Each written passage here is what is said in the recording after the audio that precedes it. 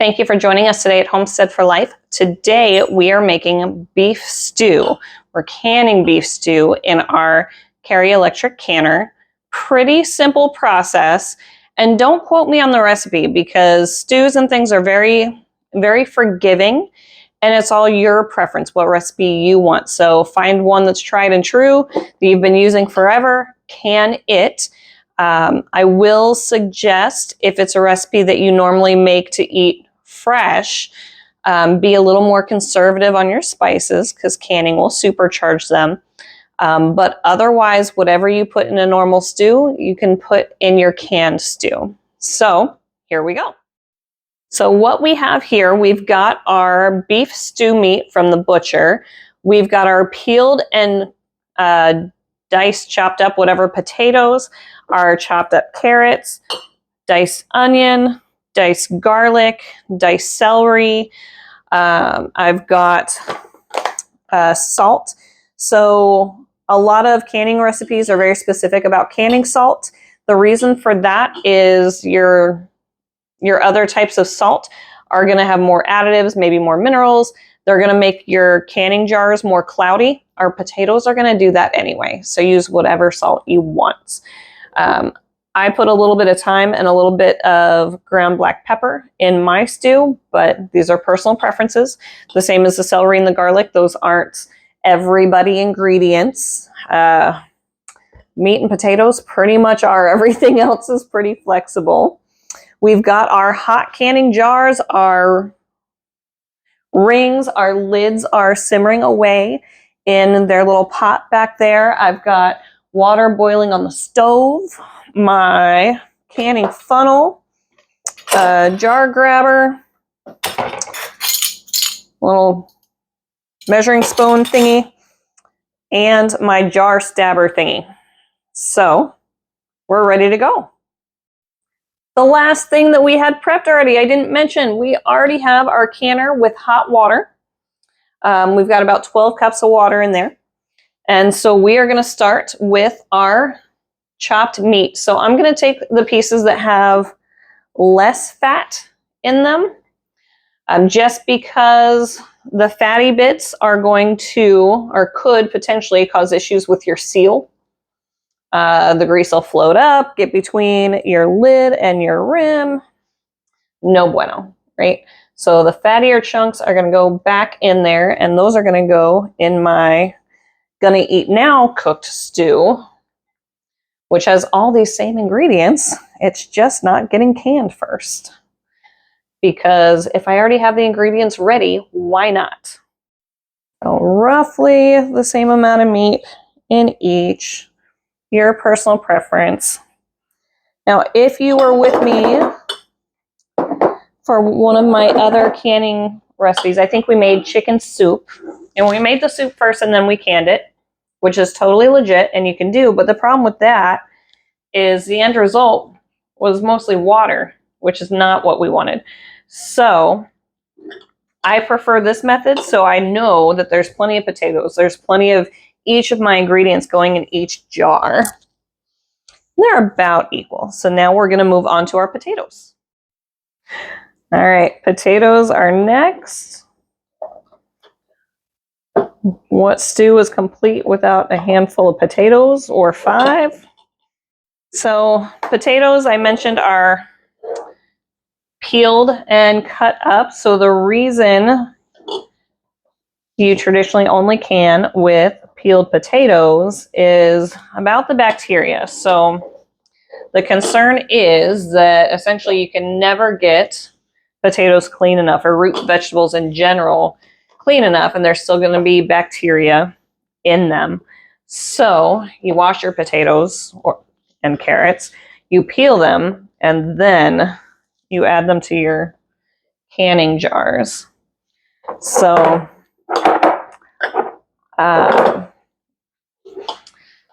I don't know. That's the history of canning. That's why they say to always peel them first. So that's what I did. I know when I cook them normally, I do not do that.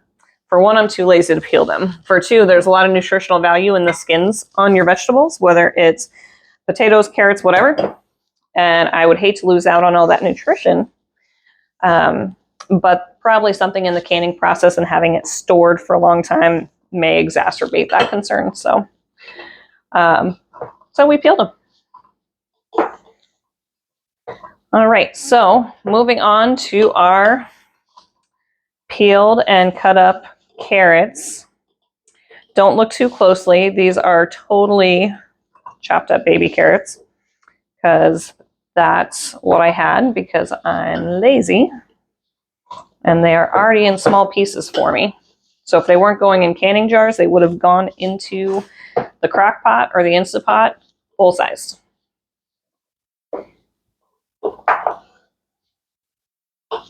All right. That one's a little shy. Alrighty. I'll throw in some garlic next. I don't have a ton of garlic here because, again, everything is going to get supercharged in your canner. So easy on the strong flavors. That might be a little much on the garlic, but that's okay. One of my favorite flavors. You can supercharge the garlic for me. It's fine. Celery. I only cut up one stalk of celery to split between all of them. Onion. Stew needs onion. Onion and garlic is the baseline for all of my food. How to make anything taste good, right? Onions and garlic. So plenty of onion. Cooked onions and garlic, let me clarify that. I don't like raw onions at all. And someone had posted a comment on one of my videos about leaving a damp rag out when you're slicing onions, and that it does not get as bad. This onion was refrigerated, so I'm not sure if that factors into the eye burning, crying like a little baby thing. But between the refrigerated onion and the damp rag next to me cutting it up, not a single tear, no burning eyes, nothing. It was a beautiful thing. So shame on me for not looking that person's name up, but you're a wonderful human being, and I hope you're still watching this to know that. All right, so now our seasonings after I rinse my hands off. Next step is our salt of your preference. So I'm using half a teaspoon in each. Again, this is a very forgiving, stews are pretty forgiving recipes, because when you go to open this up and eat it, if any of the seasonings are too strong, water it down. Water it down and add noodles. That's pretty much what I'm going to end up doing with these when we go to cook them, is most likely it's going to go over some cooked noodles. I'm going to add some thyme. You'll notice this time, if you watch my channel, I am not going to just pour it in there like a punk. I'm taking just the tiniest, littlest piece of a quarter of a teaspoon. So that's probably an eighth of a quarter of a teaspoon. So very little. Very, very little thyme.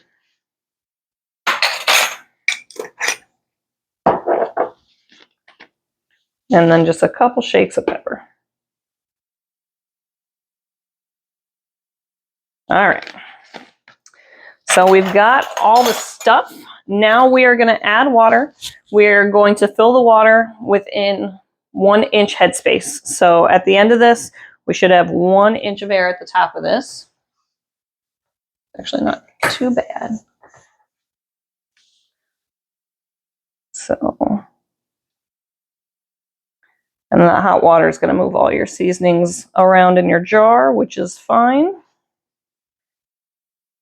And then, of course, while it's processing in the canner, it's going to be boiling, and everything's going to get, all your flavors are going to get mixed up that way anyway. If I didn't already mention, these are hot jars. Now we're adding hot water to them, and they're going to go into our canner, which also has hot water. These are important things. All right. And now the stabby thing. What we're looking for is to get out any air pockets so that we can make sure we have that 1 inch headspace and no more, no less. just that amount of headspace. So stabby, stabby, and of course it all goes down a little bit because there are always air pockets. Always, always air pockets. And you can see as you're stabbing that, you know, bubbles are coming up. Everything settles, everything finds a better space, fits in a little bit better. And all of a sudden you got a little bit more room in your jars for whatever it is you want to top it off with. So if we want to add more carrots or potatoes or onions or just add more water, that is up to you at that stage of the game. Oh, no, you can have those onions back though.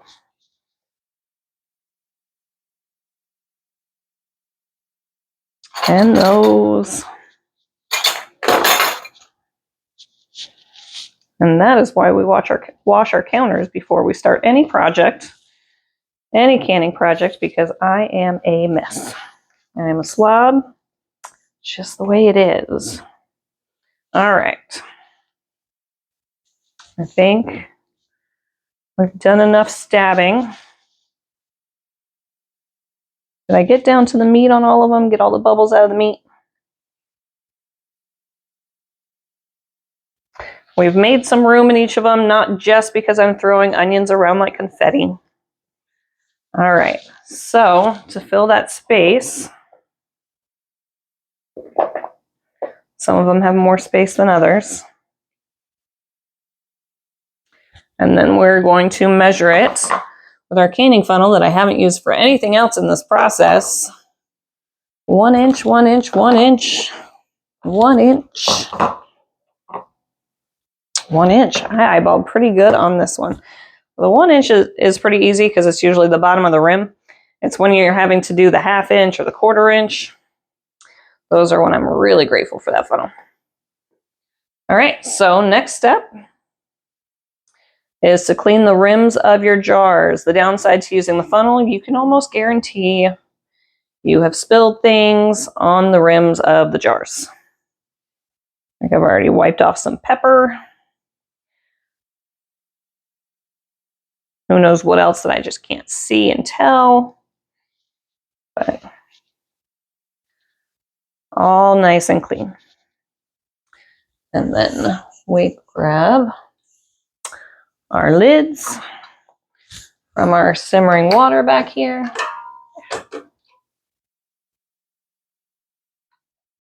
All right, hot jars, hot lids, cold rings.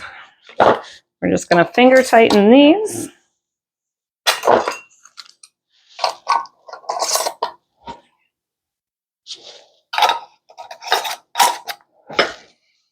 All right, and use our jar lifter because they are hot and now they're heavy, and place them into our canner.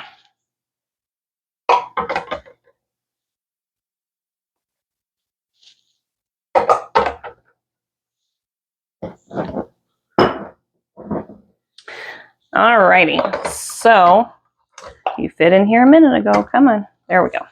Had to twist it around a little bit. So we haven't done quartz before together, I don't think. So quartz, obviously, take longer to process, right? We've got it on exhaust, and we are going to set our timer high for 90 minutes. If you were doing pints, it would be 75. 90 minutes and start. And when it beeps at us, we are going to come back and turn the exhaust to airtight, and then it'll start our countdown. We are down to E1, so we are going to flip our little thingy to airtight. Once it gets the right pressure and everything in place, it's going to start our timer, and we will see it in 90 minutes. We won't see anything in 90 minutes. In 90 minutes, the timer will go off. We'll unplug it and let it sit for another hour, at which point I'm going to bed. So we won't see how successful we were until tomorrow. You don't have to wait for that, though. Our timer has gone off. It's done cooking. So we are going to unplug it and leave it for a minimum of 1 hour. We are actually going to leave it overnight, and we will check on it in the morning and hopefully all of our jars have sealed. So that is done pending waiting. And we have our, not sure if you can see that, we'll get you a picture. We threw the rest of our ingredients in the Instant Pot and got those cooking for dinner. So those are ready too. Good morning. We're gonna check our jars. They've been sitting overnight cooling. So I'm gonna put them on the little rack just because I know they're wet. And they are still warm, very warm. And still bubbling a little bit, but that one's sealed. They have all sealed for us. So another 100% successful batch here.